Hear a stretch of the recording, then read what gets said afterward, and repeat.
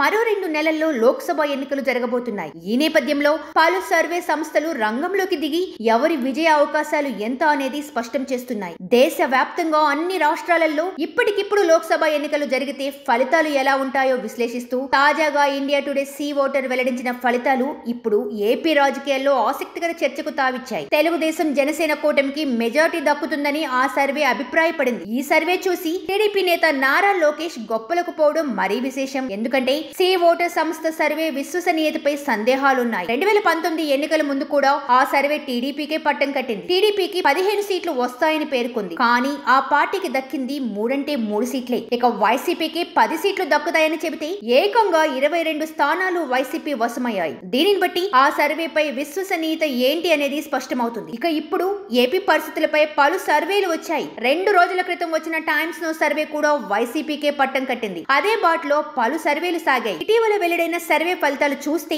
India TV CNX YRCP, Times Now YRCP, Lokpal YRCP, political critic YRCP, Jannat polls YRCP, Deccan 24/7 YRCP, Times Now Navbharat YRCP, ఎలిసెన్స్ YRCP, first step solution YRCP, India Analytica YRCP, poll strategy group YRCP, Partha Das YRCP, Times Now matrix వైఆర్సీపీకి పట్టం కట్టాయి. ఒక్క India today see voter మాత్రమే టీడీపీకి మద్దతు ప్రకటించింది. దీనిని బట్టి సీ ఓటర్ సర్వే విశ్వసనీయత ఏంటనేది స్పష్టమవుతుంది. 2019లో కూడా సీ ఓటర్ లాంటి ఫేక్ సర్వేలతో ప్రజల్ని మభ్యపెట్టే ప్రయత్నం చేశారు. అయితే ప్రజలు వాటిని తిరస్కరించారు. ఇప్పుడు మళ్ళీ అదే తరహాలో డ్రామాకి తెరలేపారు. ప్రజలు వారికంటే తెలివైన వాళ్ళనేది బాబు అండుకో మర్చిపోకూడదు. ఒక సర్వే చూసి వైసీపీ ఇంటికే అని లోకేష్ చెప్పడం అతని రాజకీయ పరిస్థితిని తెలియచేస్తుంది అన్న కామెంట్స్ వినిపిస్తున్నాయి.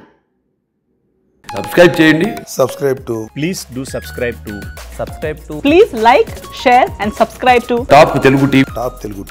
Top Telugu TV.